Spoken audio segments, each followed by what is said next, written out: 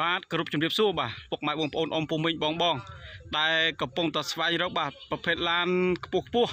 បាទចង់បានប្រភេទឡានធុននឹងការប្រើប្រាស់បាទថ្ងៃនេះខ្ញុំណែនាំប្រភេទ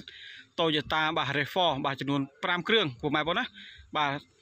សត្វឡានថ្មីឡានស្អាតទៅប្រកាត់បានបាទពីអ្នកជីពីអ្នកប្រើឥឡូវរៀបចំហើយម៉ែបងណាបាទ5គ្រឿងម៉ែបងអើយបាទសត្វ Toyota RAV4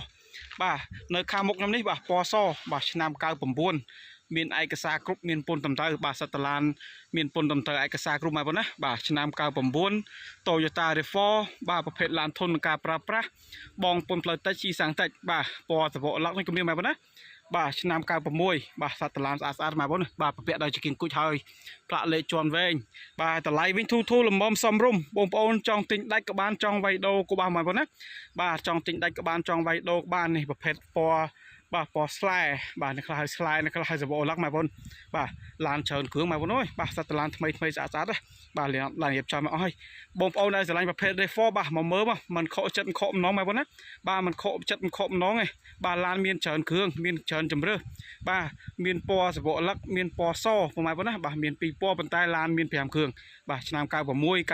98 99នេះមកមើលម៉ែបងណាបាទមួយគ្រឿងនេះឆ្នាំ97បាទមានឯកសារគ្រប់មានពន្ធត្រឹមត្រូវដូចគ្នាបាទមួយគ្រឿងនេះបញ្ជាក់បងប្អូនចង់ប្រើសាំងក៏បានប្រើហ្គាសក៏បានបាទវាបាន2ចំណុចម៉ែបងណាបាទប្រើហ្គាសក៏បានប្រើសាំងក៏បានម៉ែបងបាទហើយនៅខាងមុខនោះប្រភេទឡានសាំងសតហើយបងប្អូនដែលចង់បានបាទប្រភេទឡានដែលស៊ីសាំងតិចបាទហើយធន់នឹងការប្រើប្រាស់ហើយសំចៃថវិកានេះអាចយកមកគ្រឿងនេះបានបាទប្រើសាំងហ្គាសម៉ែបងណាបាទសាំងក៏បានហ្គាសក៏បានបាទ97ពណ៌សវកឡឹកតម្លៃថ្លៃថ្នូរបងប្អូនអាចសាកសួរព័ត៌មានតាមរយៈលេខទូរស័ព្ទនៅខាងក្រោមវីដេអូបានមានចំនួន3000ម៉ែបងបាទបងប្អូនចង់បានពណ៌សវកឡឹកមកមើលសវកឡឹក